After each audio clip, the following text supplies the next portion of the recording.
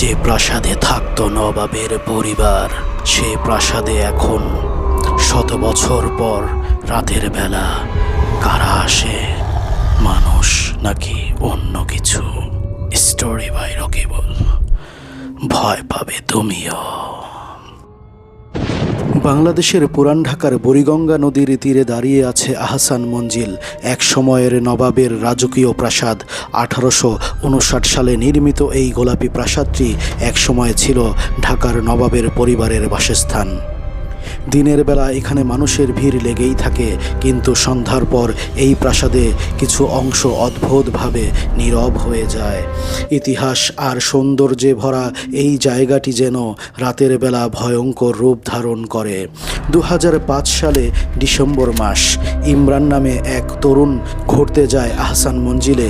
সে রাতে কিছু ছবি তুলছিল প্রাসাদের বাহিরে দাঁড়িয়ে। হালকা কুয়াশা, নদীর দিক থেকে ঠান্ডা বাতাস আসছিল। হঠাৎ তার চোখ পড়ে উপরের তালার একটি জানালার দিকে। সেখানে তীক্ষ্ণ আলো ছিল, আর ভিতরে দাঁড়িয়ে ছিল একটি অবয়ব বা ছায়ামূর্তি। স্পষ্ট চেহারা বোঝা যাচ্ছে না। ছায়াটি স্থির নিঃশব্দে দাঁড়িয়ে আছে, নড়াচড়া করছে না। ইমরান ভাবে কোনো গার্ড হবে। সে মোবাইলের ক্যামেরা জুম করে। ছায়াটি যেন ইমরানের দিকে হাত ইশারা করে, তাকে ডাকে।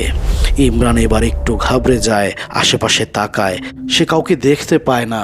সে আবার ওপরের করিডোরের জানালার দিকে তাকায়। জানালাটি এখন কোনো আলো নেই। জানালাটি বন্ধ, কোনো আলো নেই, ছায়াও নেই। ইমরান ব্যাপারটা স্বাভাবিকভাবে নিয়ে সেখান থেকে চলে যায়। সেখান থেকে বের হওয়ার সময় সে কেয়ারটেকারের সাথে এ ব্যাপারে আলোচনা করলে কেয়ারটেকার তাকে জানায় বহু বছর যাবৎ ওই ঘরগুলো বন্ধ পড়ে আছে, সেখানে কেউ ঢোকে না। ইমরান চুপচাপ সেখান থেকে চলে যায়, কিন্তু আজও সে সেই দিনের কথা মনে করে চমকে ওঠে। কারণ সেই দিন তাকে কে ডেকেছিল? মানুষ নাকি অন্য কিছু?